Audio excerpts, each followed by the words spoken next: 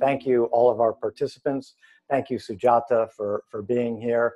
I want to welcome you all. I'm David Gibson, Director of Fordham University's Center on Religion and Culture. And we're joined in this conversation with author Sujatha Gidla. Welcome, Sujatha. You're here. I'm here.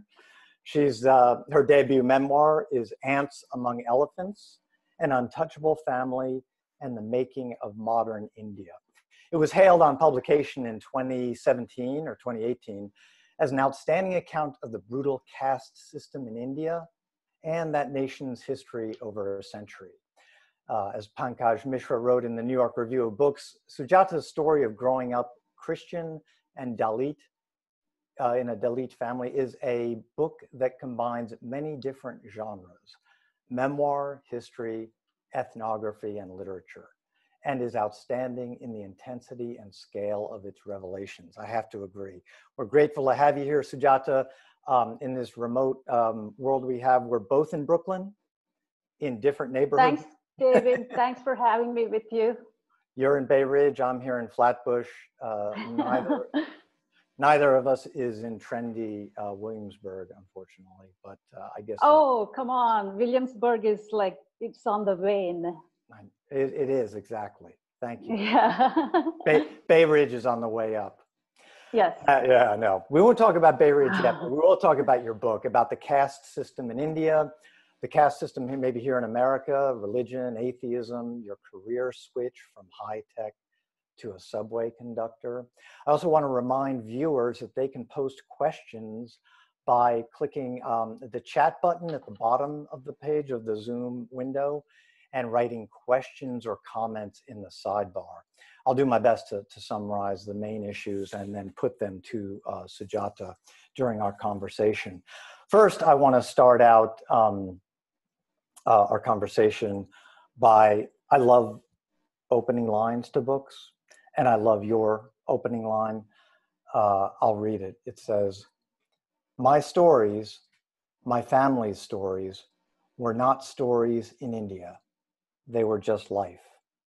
And I really love that sense of it. I think you could say that almost for anybody, and certainly anybody who wants to write. I mean, it's not until you realize your life are stories for other people that you can write. But you start out saying you didn't even realize that you were among the untouchables, as they call it, for much of your life.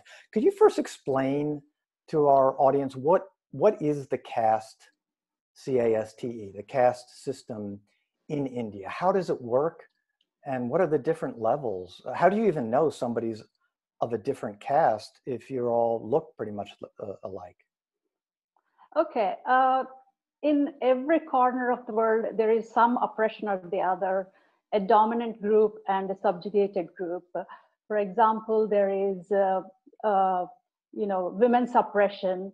There is, anti-immigrant oppression. There is, religious oppression and all of that stuff.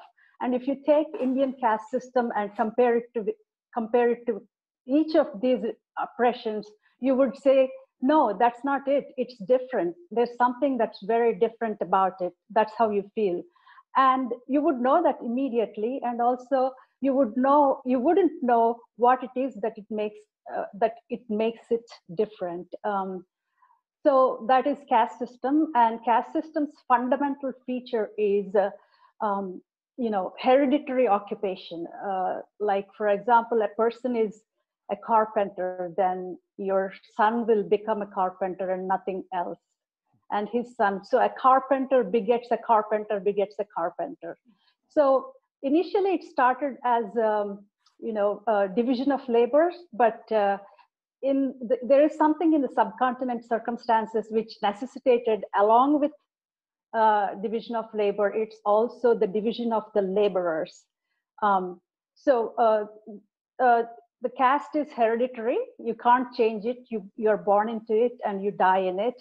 There's no way you can change it. Intermarriage with some other caste member will not do it, firstly.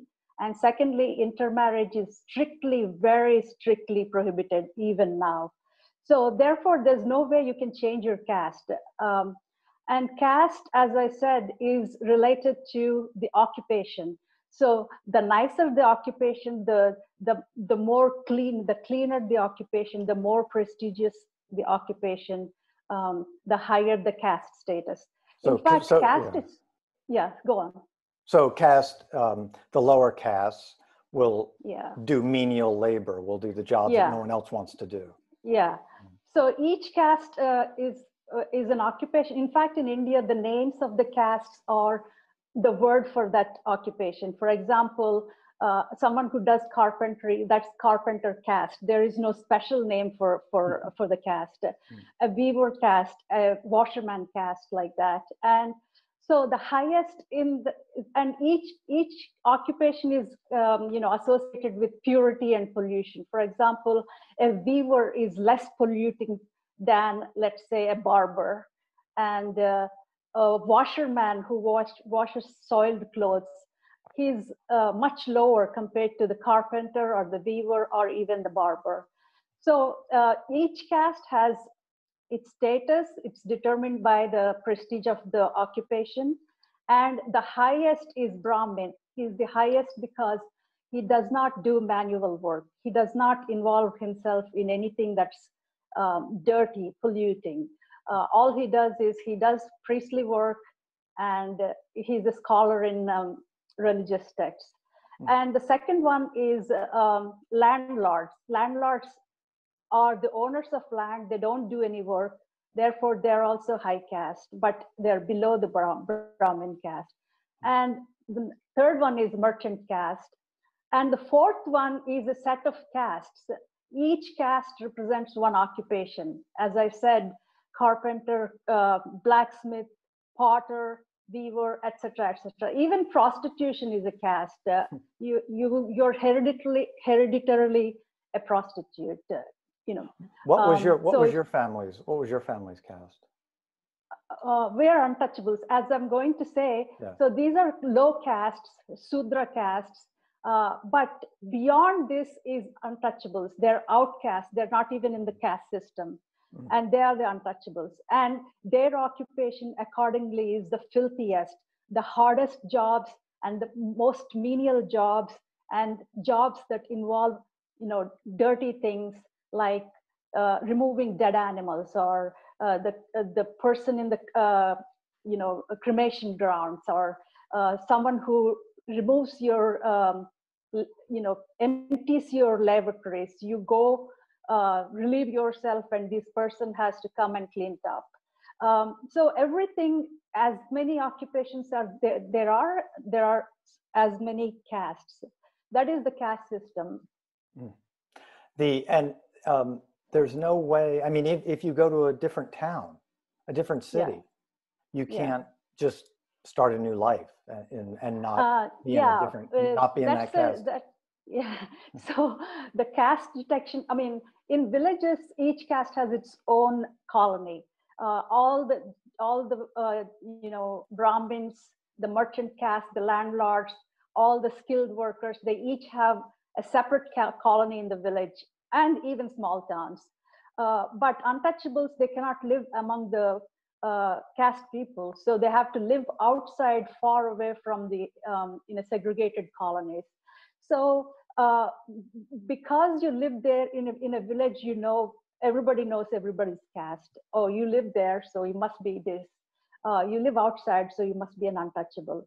But if you go to a different place, then it's not so easy. So people there, first thing people think of is what is his or her caste, and they have different ways of finding out. Like some people, like grandmas, grandpas, and illiterate people, they'll say, what caste are you, directly. But others will try to know it from your surname, and what customs you practice, and in a particular festival, what rituals you follow. All of these things, everything about a person in India tells others about that person's caste. It is so much so that even Wilkerson says there is no genetic difference between different castes, and yet it's almost like genetic difference when it comes to Brahmins or untouchables. You just know because because of the way they carry themselves. Brahmins carry themselves with extreme self-confidence, and Dalits conduct themselves with fear and humility and all those kind of things.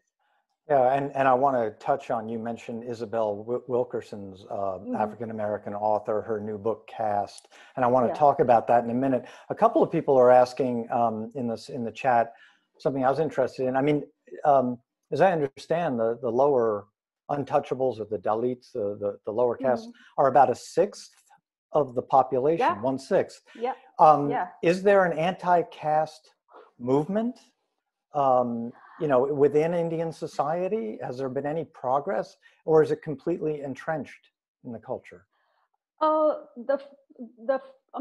Caste in pre-modern times, before British came to India, caste is taken as something natural. This is our state. It's not that we like it. It's not that we don't wish that we were born in a higher caste, but that is your place. It's almost like natural. Because everybody was staying in their place, there's no reason to punish somebody.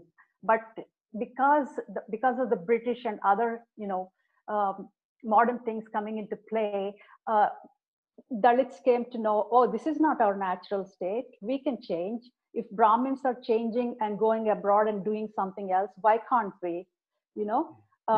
It's this Dalits asserting themselves, Dalits aspiring for more, is what is causing extreme violence against Dalits.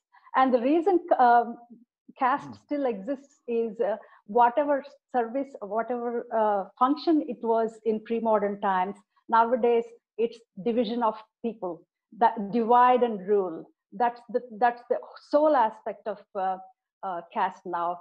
In the name of caste, you can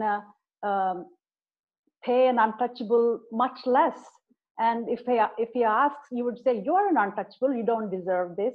So caste is used, one, to exploit untouchables, and second, to divide, especially workers. Because of caste, a Brahmin worker does not see any need to solidarize with an untouchable. An untouchable will think Brahmin is his enemy, So there's an economic motivation. Yeah, without economic motive, these things don't happen. It's not religious, it's not fashion, it's not psychological. At the base, it's economic. But speaking of religion, there's obviously a religious overlay to so much that happens in India. India, I think, is as religiously devout and pluralistic as the United States in many ways. But it's interesting, you say, you have a fascinating story. Your grandparents converted to Christianity.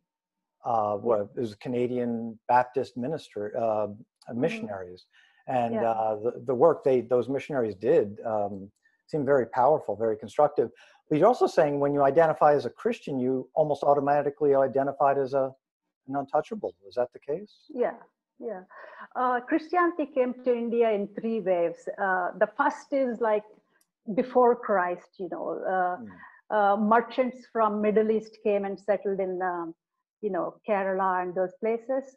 And because St. Thomas, the whole St. Thomas, the apostle. St. Thomas came to Kerala and he converted 100 Brahmin families, and they're now called Syrian Christians, and they call themselves Brahmin Christians. And that's one wave. And the second wave is the Portuguese. When the Portuguese came, I think the king of Portugal ordered this Portuguese man in India to marry from upper castes and settle there. And those were in Goa, a place called Goa, and all different castes converted, but there are many Brahmins. There are many warrior royal caste people who are also Christians, and they still identify by their caste. And the third wave came in 1800s with the British. So when the British came, the missionaries followed. They're from Britain, America, Canada, Germany, Italy, Spain, even Ireland and Scotland, missionaries came there, and purpose was two things. One is, to ideologically prop up colonialism through this white man's burden thing. And the second is to spread Christianity. But these things, the ideological things, are set at very, very high level, maybe in the Vatican or the Pope or the Anglican Church. We're doing this because we want to support colonialism. We want to give justification, ideological justification to colonialism. But the missionaries who came to India are not, they're not aware of it. They're just foot soldiers. They're unaware of these, ideological things. They thought they were there to spread the word of God and, do good to people and, liberate them from their misery and that sort of thing. And they weren't able to convert any high caste people, because high caste people thought that if they converted to Christianity, they will lose their caste status. So they refused to convert. So they were actually in a limbo, the missionaries. Nobody was converting. And one day an untouchable man came and said, I want to convert. And they were taken aback, this untouchable, he wants to be a Christian, what do we do? And there was furious discussion among the missionaries what to do with it. And they decided that it's not right to disallow somebody who's seeking Christ. So they converted him and his family, and he was able to go to missionary schools, get education. Previously, education is banned. It's prohibited for Dalits. And when they had sick children, they were able to take them to the missionary hospitals. So materially, they gained a lot by becoming Christians. And second thing is ideologically, spiritually. In Hindu mythology, the Brahmin came from the forehead, and the landlords came from the shoulders, and the thighs, the merchant castemen came, and from the feet came the artisan castes, and outcasts were nowhere there. And so by Hindu myth, untouchables are inferior, but there is no such thing in Bible, and God didn't say that you're any less than any other Christian. I think there is a verse in Galatians or something like that. All children are equal in the eyes of God. So that's a very, very powerful thing. It's intoxicatingly powerful thing for untouchables, because they always thought that they were inferior by their own religion. You cannot imagine what it did to them psychologically and spiritually. So materially, it's the education and the jobs and the hospital, and spiritually, it's because it's a God that said that they too were children of Christ. So by and by, many untouchables converted, and they did feel that they escaped caste, even though they weren't treated that way. And they developed their own culture and a sense of dignity. And, they say, we are Christians, we're not untouchables. That is your shit. It's not ours anymore. So I was struck how you yourself gave up on, you're an atheist and you identify as an atheist. And how did I do that? I know. But I was struck when we were talking before that you have a real respect, and it even shows in what you're talking about. You still have a respect for That's what I'm saying. Yeah. So because Christianity means a lot to us, because of them we were liberated. It's because of them that I'm here now. It's because of them that my parents were able to go to university and become lecturers. So these missionaries who came there, they weren't unaffected by the social prejudices. So they also thought that, higher caste people are superior and untouchables are inferior. And they even thought that one caste convert is equal to 100 untouchable converts. And even to appease the caste people, they started separate caste schools. So they weren't all that, egalitarian and all of that stuff. But to us, what we gained from them is nothing less than, emancipation from misery. So we know that they treated caste people better, but for us, they are, our angels. And I grew up in that atmosphere, and I'm very nostalgic about, the Christian culture, going to church and Christmas and all of that stuff. And I miss that a lot. But unfortunately, I'm an atheist, so I cannot pretend to be, devout, going to church and all of that stuff. But at least I want to go to, church on Christmas days and things like that. And it's really so, the gratefulness that we feel, so much so that I made sure to go to India last time during Christmas time, and I stood and was singing these carols, and I just couldn't stop myself crying. I was crying copiously, and I couldn't stop myself. It's just I don't know how to say it. I have partiality towards the Christian traditions and Christianity and stuff. But Christians in India are facing discrimination, pretty intense discrimination. Yeah. The thing with the Indian ruling class is they want to consolidate India as one monolithic nation. So, which means that everybody should have the same religion, same language, and what other things? Some things, same religion, same caste, and same culture. So it is because of this there are attacks on minorities, Muslims and Christians, because Islam and Christianity weren't born in India. They came from foreign lands. So that's why they want all of us to go back to Hinduism. There are Sikhs and Jains and Parsis also, but they don't harass them because they're upper caste, because of what they do for an occupation. And also because they're more or less, Sikhism was born out of Hinduism. Sikhs will vehemently object to this, but it's true that Sikhism came out of, at least it was born in India. So Christians and Muslims are targets of Hindu fanatics, and at least Muslims have numbers, but Christians are very, very small minority, and everybody dumps on them.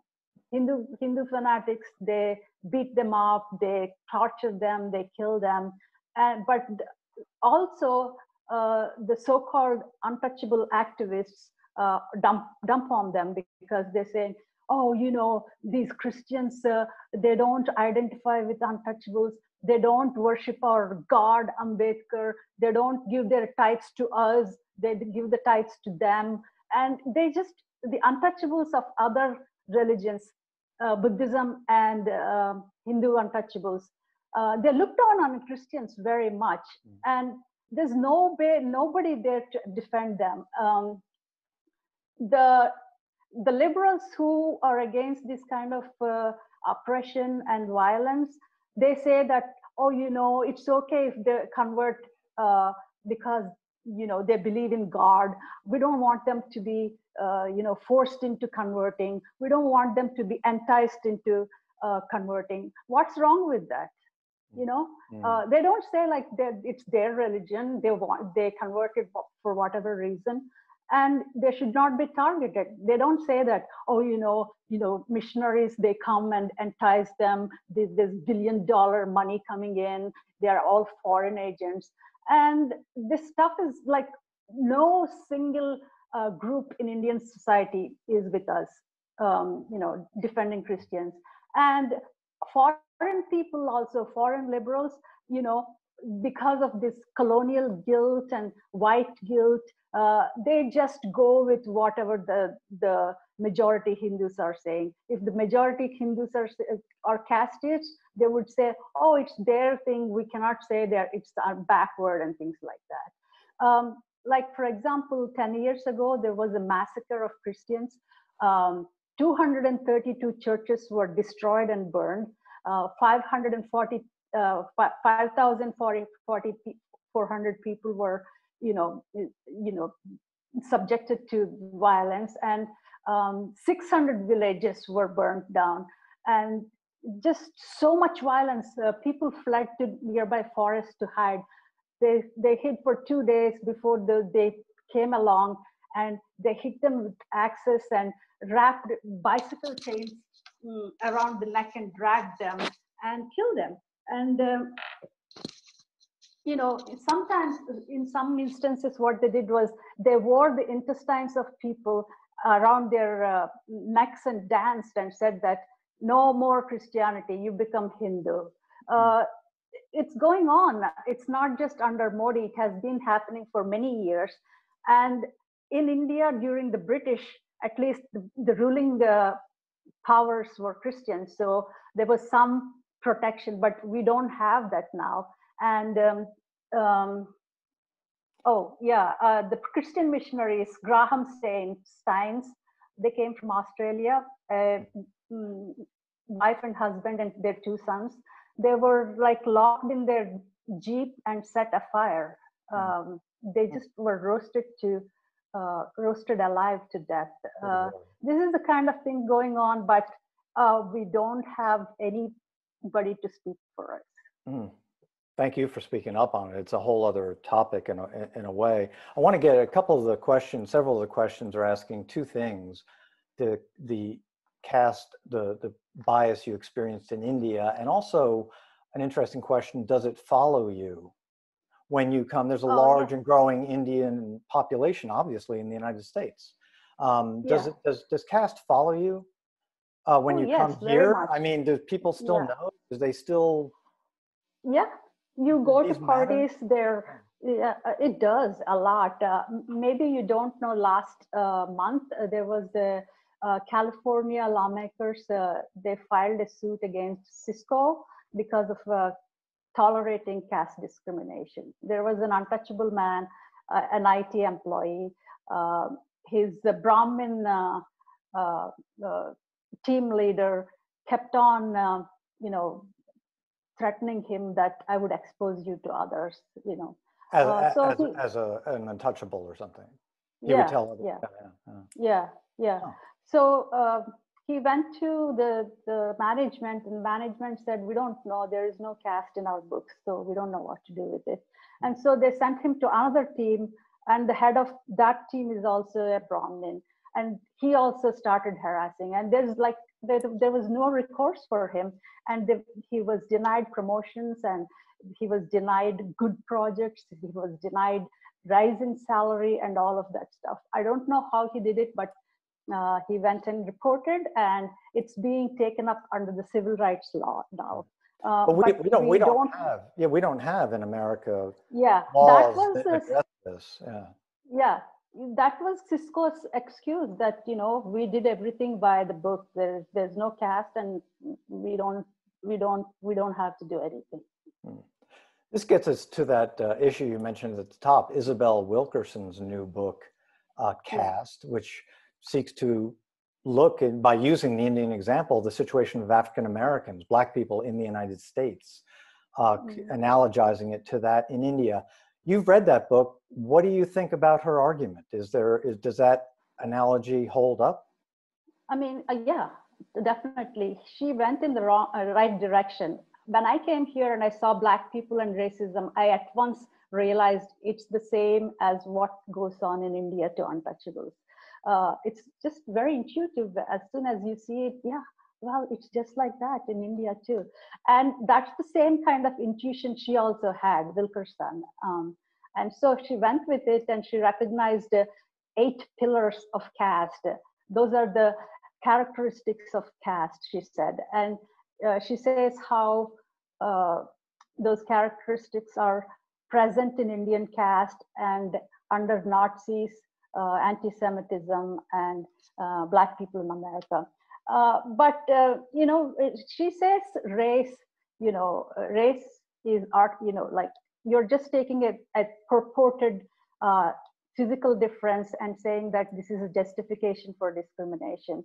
But caste, on the other hand, is social structure, and it's artificial.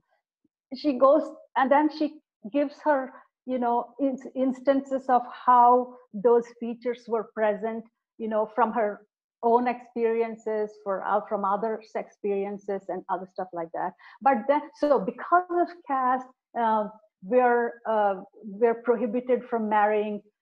Black men are prohibited from marrying white women. It's because of caste that we don't get good jobs. It is because of caste that we're considered inherently inferior. So she says racism didn't explain this, but caste explains it. But she doesn't go into why caste explains it. She doesn't, I mean, it is the nature of oppression of Black people in America is caste, but she doesn't explain why it's caste and from where the caste stems from.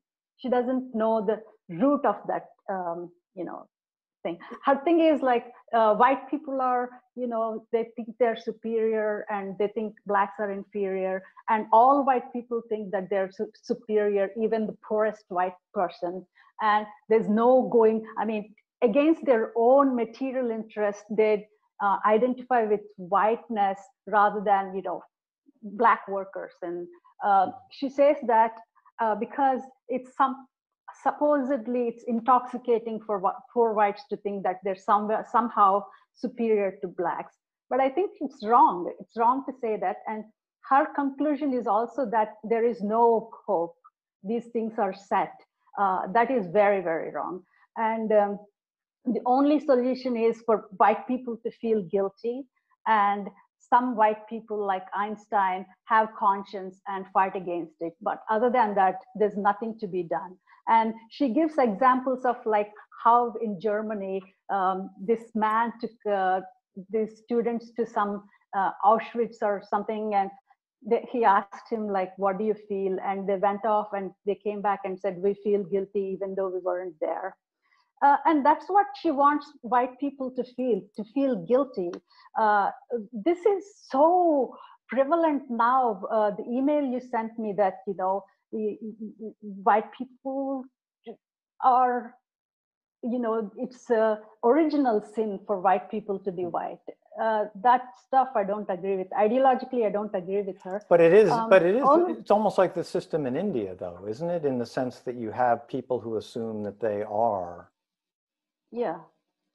superior. But there is material basis for it. It is because the ruling class wants workers to be divided. And that's why through various devices, they instill caste in them. It's not natural for Brahmins to feel superior. It's because of what the propaganda is. And that's the same way here. White people are not inherently guilty because somewhere, some centuries ago, white people enslaved Black people. But this thing is so entrenched now that it's just very irritating to me. Your Marxist roots are showing through. You're good Marxist, and your book is very much about your uncle. The story also of your uncle, a Maoist leader who was trying to fight literally on behalf of the rights of the lower castes. You say you had a wonderful conversation with Tyler Cohen when you talked about Brahmins in America. You say they're entrenched in all the high places in America. If you look at TV anchors, they're all Brahmins. If you look at the people who work in New York Times, they're all Brahmins. If you look at the people who are in Trump administration, they're all upper caste. Is that the way you kind of see caste in the United States? Oh, it's not just that, but that's there. Even though Brahmins constitute less than 5% of Indian population, here among immigrants, they're 90%. Untouchables are like 0.4%, at less than 1% of people, even though we're 15% in Indian population. Here in America, you're saying, Yeah. And they have a very good organization. They have like well-funded organization with connections in government and universities and everywhere. This Hindu American Federation or Foundation, something, HAF, they are actually the biggest donors of Hindu fanatics in India. And in California, the school textbooks, history textbooks, talking about India, they wanted to say there is what is called caste system, and these people fought tooth and nail to get it removed from the books. They said you can't mention caste. What was it? What was that is text? Yeah. Yeah, I mean, your book seems like such a wake-up call, as though it's the first time the West realized, understood that there was such a caste system in India. I think we may have heard about Untouchables, but it seems like your book hit a nerve here, certainly, to explain to us. Did it also, how was your book received back in India? Oh, I was surprised. It was received very well. I think there are two reasons. One is that Dalits, in aspiring for more, they became more militant. Their struggle is visible now, and that changed people, you know, opened their eyes to caste. And the second thing is, you know, the new liberal class.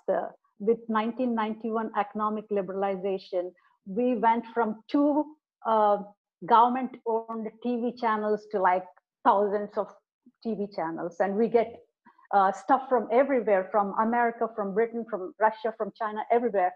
And so India has this tendency to imitate the West, but just like a decade or two, you know, behind them. So the liberal white liberal class that came out of civil rights movement, it exists now. There are white people who are anti-racist. So the new liberal class in India imitates the white liberal class here. So because of that, they're able to see the oppression of Dalits. Because they know the oppression of Black people, they're able to see the oppression of Dalits. So in a way, you know, market liberalization actually, you know, helped develop this new liberal class. That's interesting. I'm sorry to interrupt, but didn't there was a consciousness in the movements earlier about between like in Gandhi and all these other movements about civil rights in the United States and identifying with the struggle in India. What you're saying is happening now also happened decades ago, true? Yes, like right after Dalit Panthers was there and it was in decline, they started a group called Dalit Panthers in Bombay. Dalit Panthers? Yeah. Yes. Yeah. So as I said, everything that happens in India happens in America, catches on a bit late in India. And now they have Dalit Lives Matter, you know, and they have Dalit History Month, and, you know, and even the bad things of,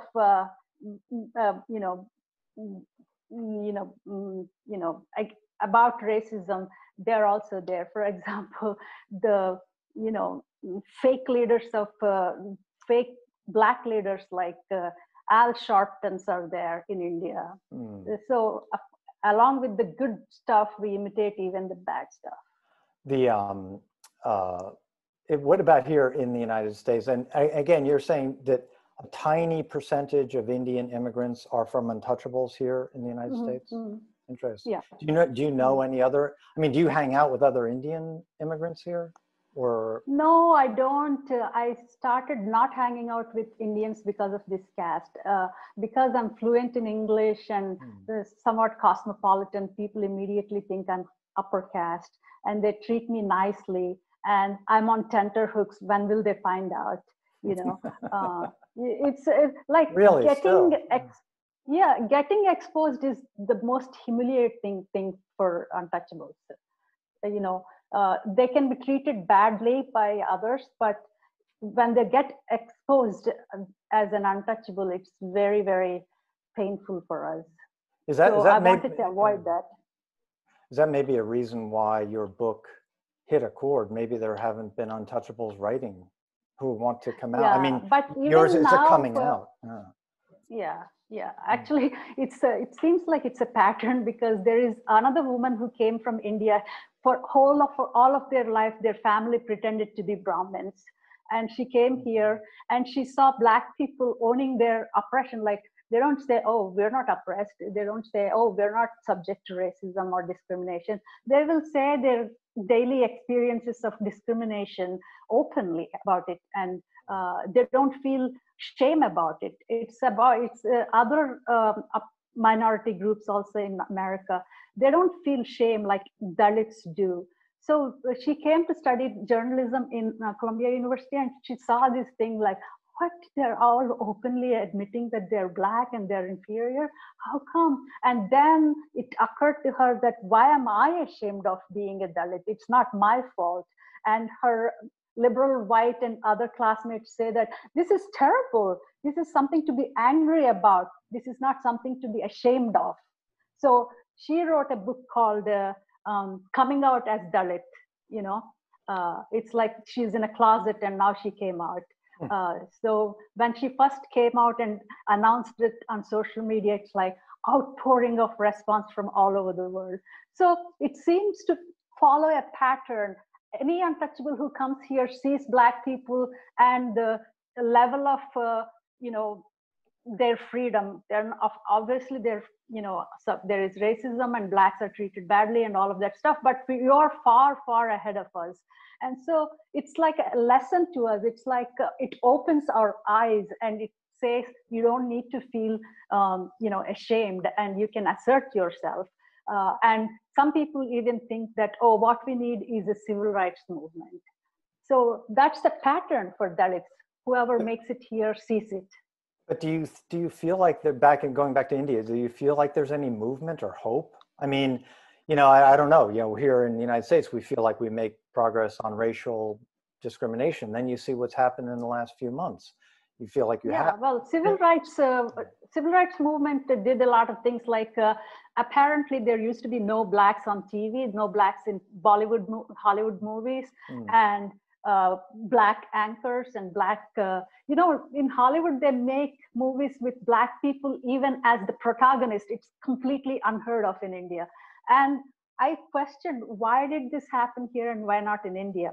And the answer is civil rights movement. It gave Black people a certain amount of assertion. It also opened white people to the fact of racism. But civil rights movement is incomplete. It hasn't,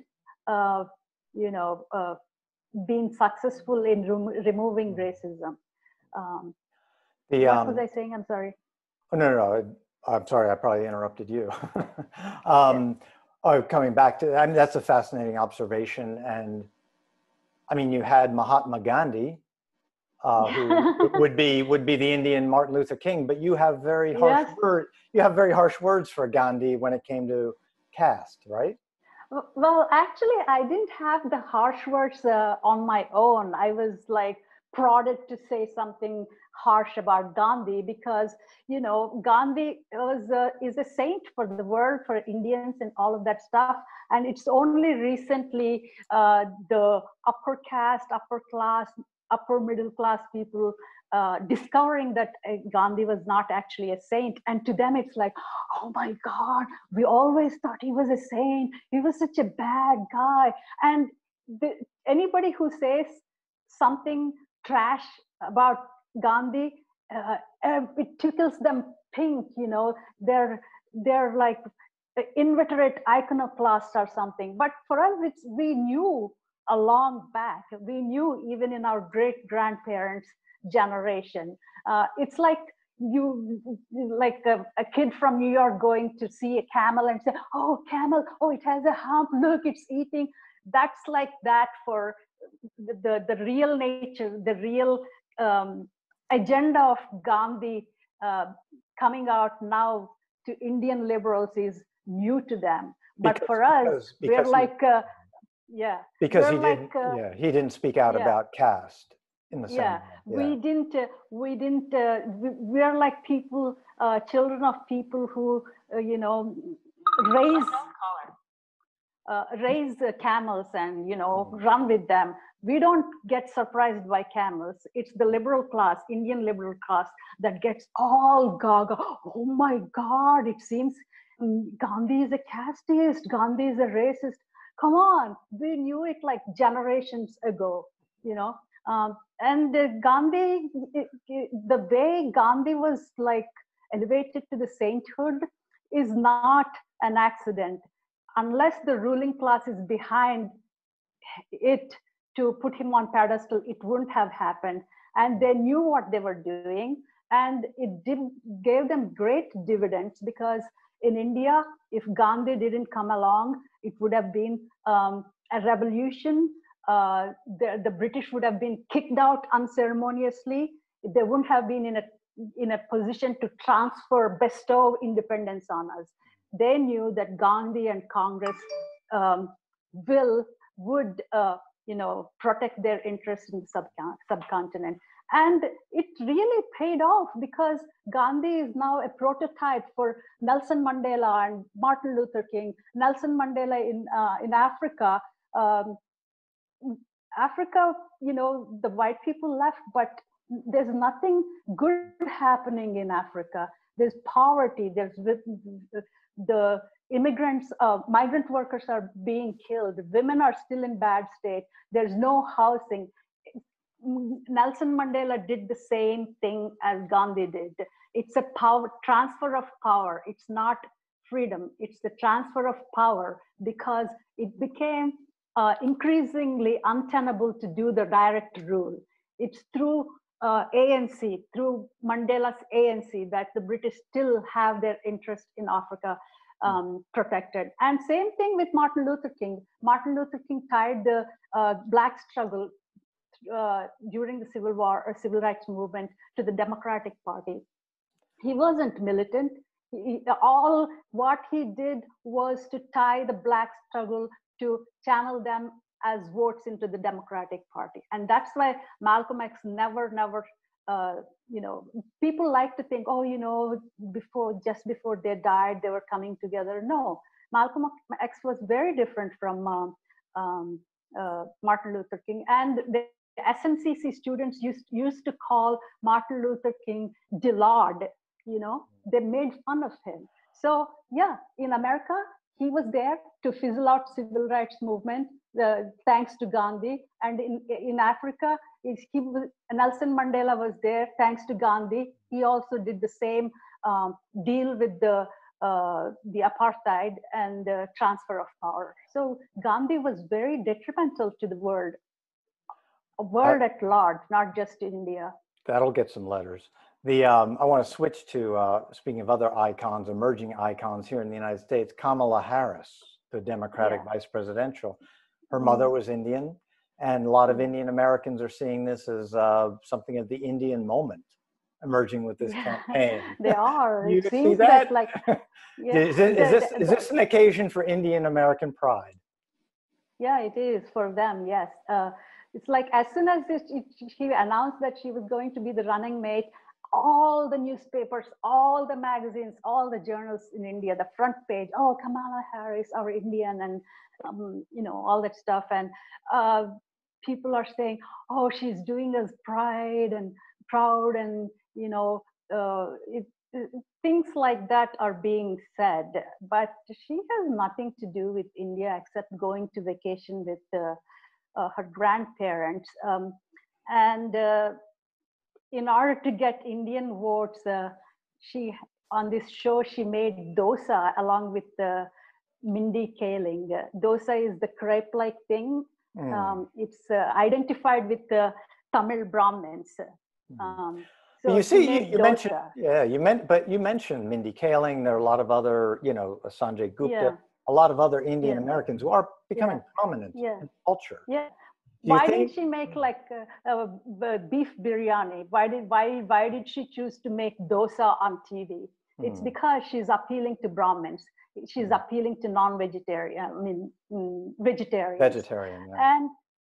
And she calls her aunt Chitti. Chitti is such a Brahmin name for aunt. She's dropping all of these hints to the Brahmins in America and in India that I'm yours. That's fascinating. So that's what she is. So let's shift gears a little bit. You're in your good self-described Marxist way. You started out when you were here, and you're so well educated in physics and the whole thing. You started out when you came here after school, as a software application designer at the Bank of New York, which does not seem like the kind of job I would see you in, given your political leanings. But after I guess you lost your job in the 2008 recession, the Great Recession. Yeah, 2009. Well, I came and then you became a subway conductor. Yeah. Why is that? That's a big career shift. Yeah, I came to study physics. I mean, ostensibly to study physics, but my intention was to escape from Indian culture, Indian society. As a Dalit, as a woman, as someone from lower class,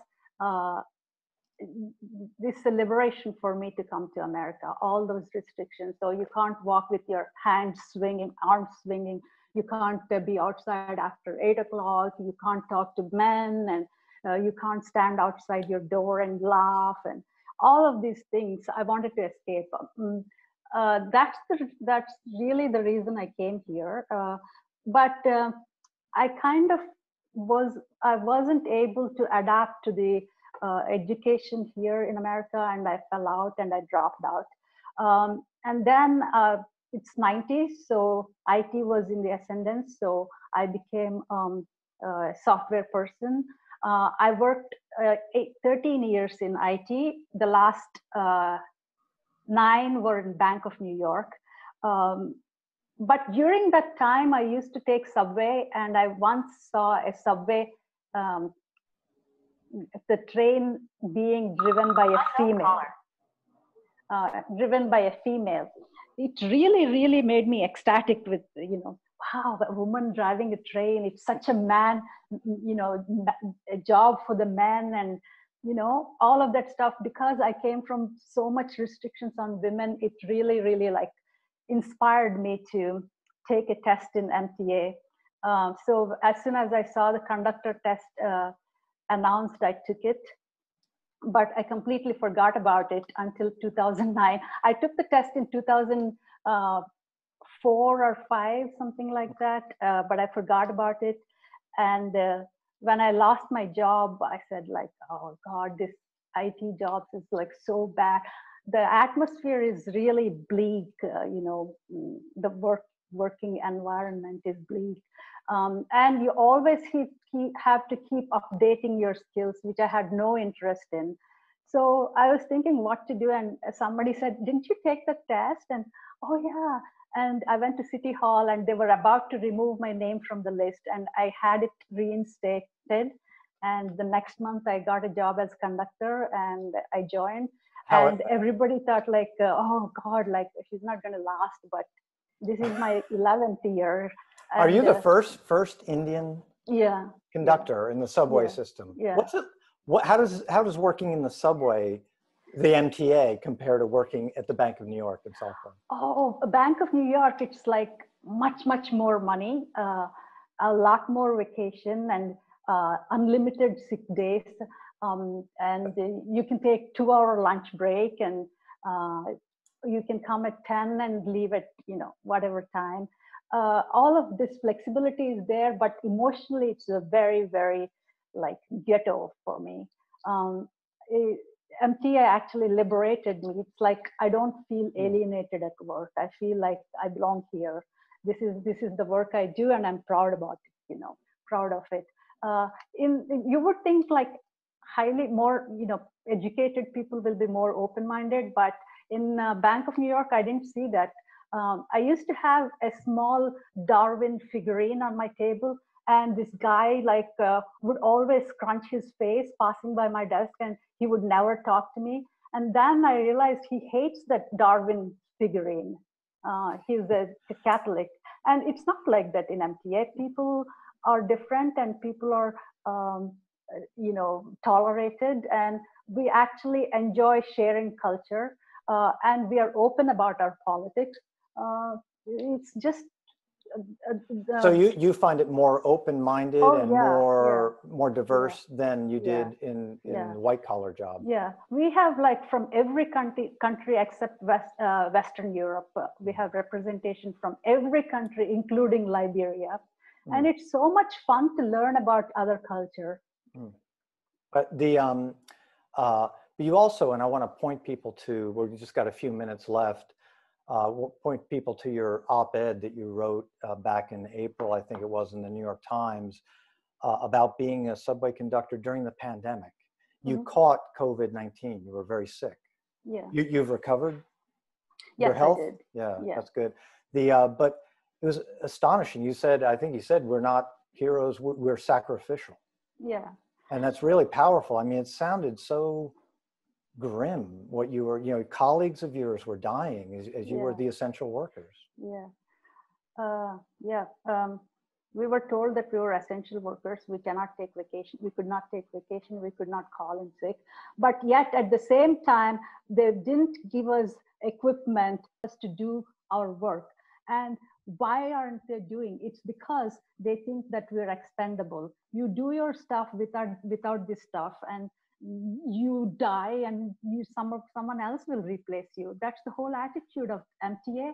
That's the whole attitude from the city, de Blasio and Cuomo and Trump. At all levels, we were essential only when taking from us, but not when giving us even the basic things like masks and gloves and things like that. And it was very demoralizing to be treated like that. But people were dying by May or something like that. 140 MTA workers died, and I feel that if they had been given these things, they would have survived.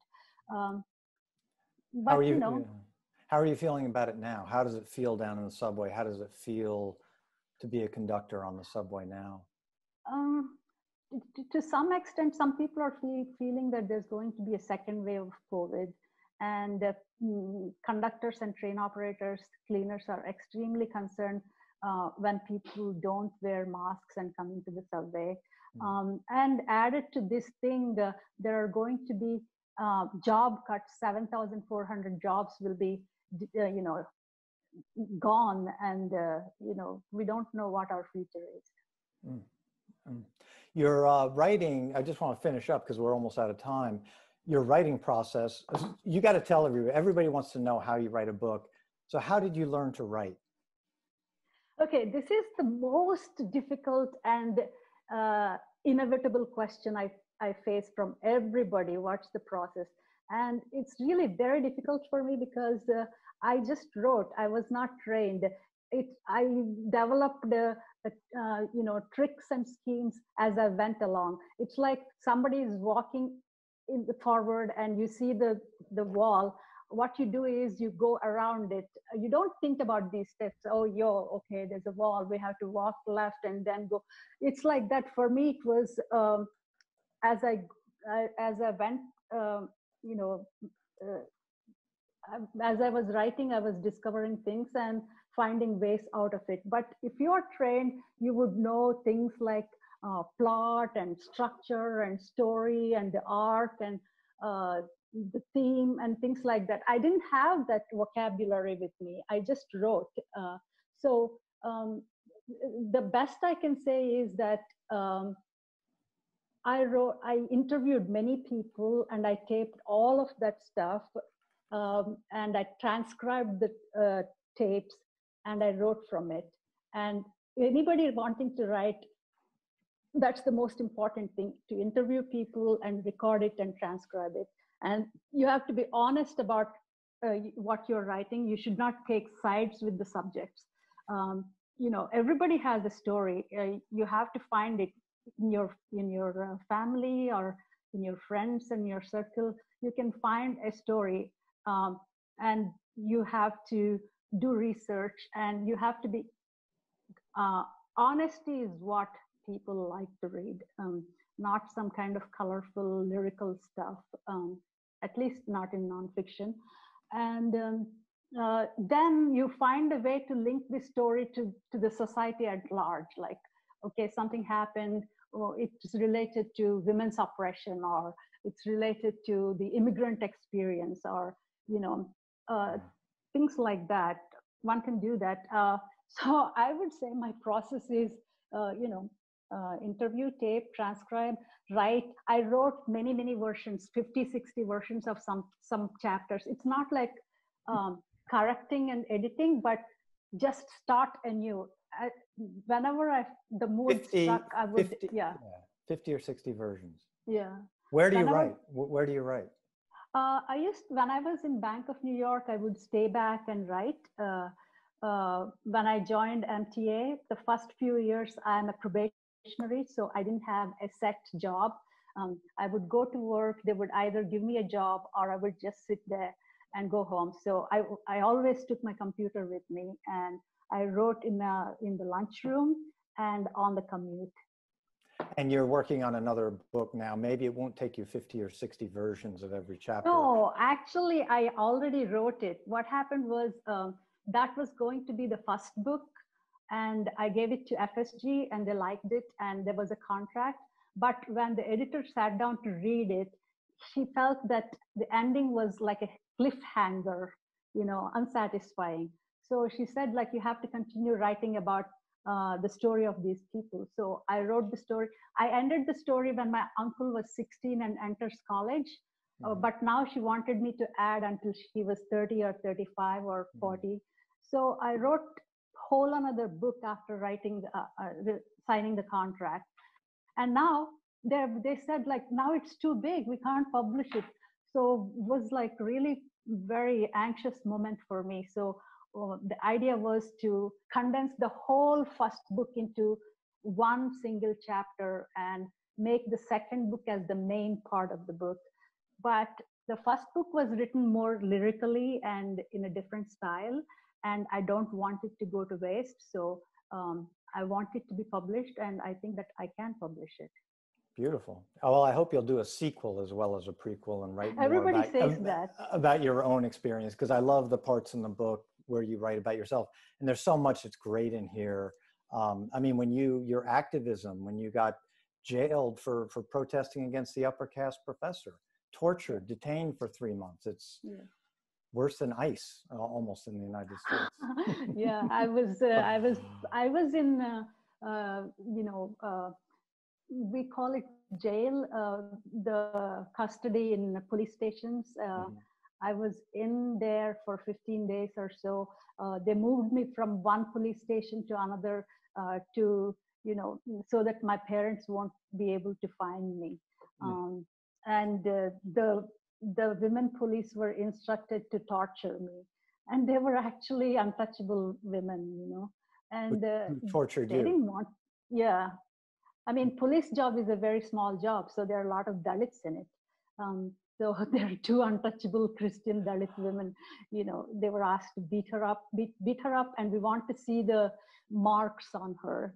So they took it as a duty and beat me up. I think being a police officer is more of a Brahmin job here in New York City, but that's for another discussion. Yeah. You can read about that story that Sujatha was just telling us in her book, Ants Among Elephants, An Untouchable Family and the Making of Modern India.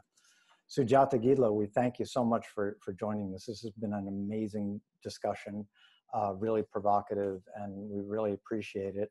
Thank you for being here. Also want to thank our audience for being here. I'm David Gibson, Director of the Center on Religion and Culture at Fordham. We're recording this and we'll be putting this conversation up on our YouTube channel within a day or so. We'll let all of you know, and we look forward to talking with Sujatha again when your next book comes out. I really enjoyed talking with you, and I always enjoy talking with audience. Thank you very much for having me. Thank you.